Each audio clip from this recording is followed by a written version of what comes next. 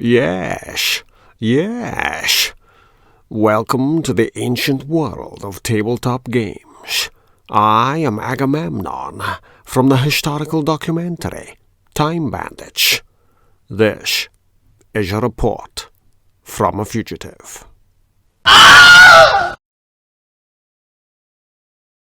It is a truth universally acknowledged that an adventurer in search of a good fortune must be in want of a horse. However little known the feelings, views, or alignment of such an adventurer may be on first entering a dungeon, this truth is so well fixed in the minds of the surrounding countryside's wolf packs that any beast of burden is considered as the rightful property of some or other belly of those creatures red in tooth and claw.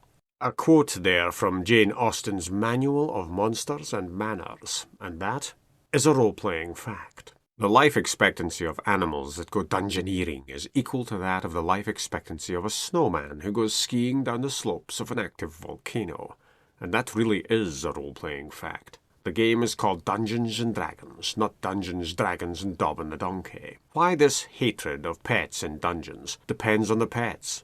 Adventurers on the way to explore a network of forgotten crypts tend to walk there. They hike for miles, camp out under the stars, and live off nature and trail rations. Adventuring into the wilderness and leaving any horses unattended in wolf country is asking for trouble. The threat is offered by the dungeon master as something else to stoke paranoia and build atmosphere. At best, horses could be temporarily stabled inside the opening chamber of a tunnel network. An improvised barricade, a hearty fire to keep the wolves away, stakes jabbed into the ground outside to prevent the horses inside from becoming stakes. Genuine wolf behaviour hardly ever comes into it. This is a fantasy setting with bizarre random threats, merely corroborative detail intended to give artistic verisimilitude to an otherwise bald and unconvincing narrative. In D&D land, everything wants fed and everything has the claws, fangs, or tentacles to do the job of fetching dinner. Leaving your pets at home to die unattended when you don't come back from the dungeon, that's the proper approach. Ask the gentle townsfolk to look in on your miniature giant space hamsters from time to time if you don't make it back from this one. The real problem with taking pets into the dungeon isn't the threat from monsters. It's the difficulty of navigating terrain. You reach a shaft with a rope ladder descending at a perilous angle. The ladder shifts slightly in a strong vortex of air funneling down. Well, you'll be leaving the horses here for the wandering monsters to snack on. Dungeon mobility is the problem. Traps kill pets too. What sort of barbarian takes his attack dog down into a dungeon? The sort of barbarian who wants an advantage. Here there's a different sort of dungeon problem. If a player insists that the dog has a powerful sense of smell and that the dog uses its animal senses to navigate the dungeon's threats, dancing through the raindrops with nary a scratch, then the player is playing the dog and not the character. The tail is wagging the barbarian. And yet, there's a category of pet that is considered acceptable in the game. The concept of the familiar. A small concept. Dungeoneering with animals. A problem. The solution is to have tiny pets that line your pockets, perch on shoulders, or fly over your head. All well and good, but what if you want to represent these creatures in a dungeon using floor plans and figures? Well, a small six-sided die, do you? I went looking for more figures that players could use as characters, to be honest. However, I discovered this range by accident, Wardlings. The background to this line of figures is a sourcebook that is compatible with D&D 5th edition. This is another case of the tail wagging the dog. From my jaded perspective, I believe the sourcebook is the secondary product here, and it acts as an advert for the figure line, which is a shame. The selling point of Wardlings is the idea of teaching children to play D&D. That comes from the setting, but not from the effect the book has. The book is an add-on, and you need a D&D rule set to play. To introduce younger gamers to the hobby, try the starter set or the essentials kit for 5th edition. You'll encounter far less management of books and rules and bears, oh my.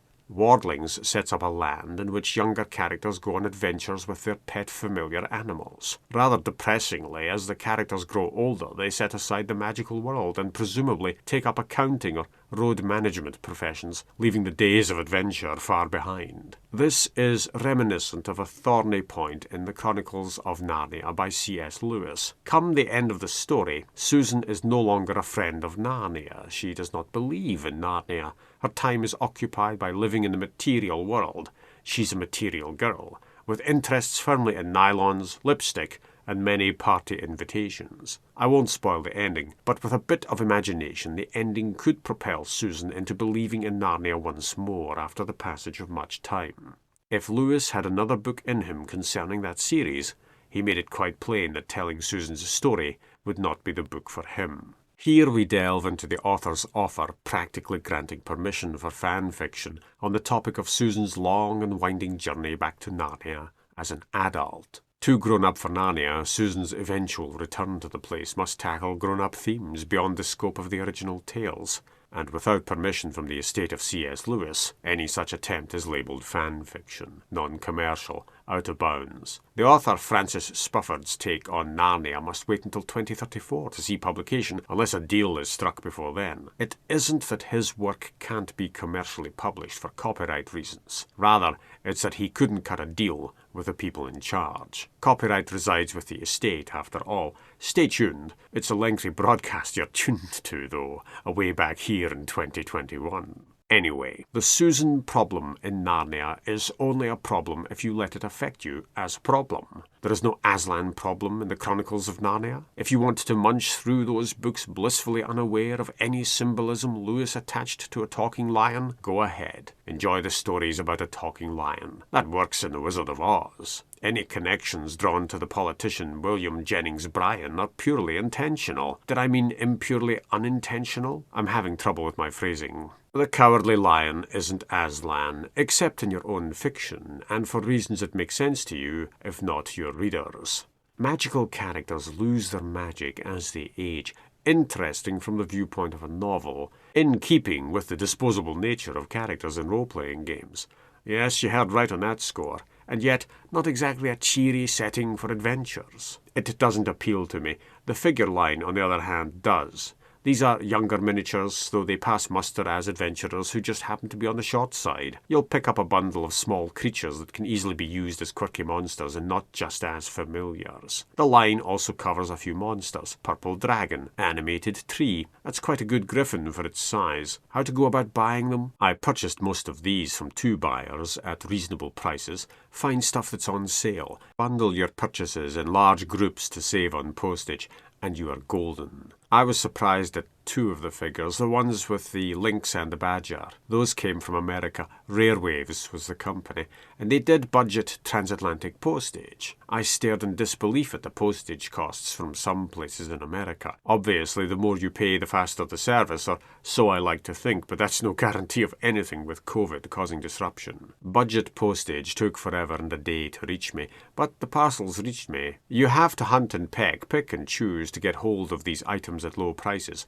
I wanted more characters to represent adventurers, and these come with those spell effects. I like the character added by that touch of magic, not so much the character blurb on the back of the packets. That stuff I'm a bit cool on, didn't warm to it, but I'm not here to run adventures with that setting. I'm here to give players the opportunity to run into the dungeon with acceptable pets, familiars. As I look at these, I'm reminded of a centaur character who did a lot of wilderness adventures. He was too proud to act as a beast of burden himself, and so had his own 4-legged friend to carry all the supplies. This pack beast was referred to as My Little Pony. Today, in researching this video, I took a look at the official D&D site and found to my amusement that there's a pack of My Little Pony figures crossing over into 5th edition. Dungeons, Dragons and Dobbin the Donkey, after all.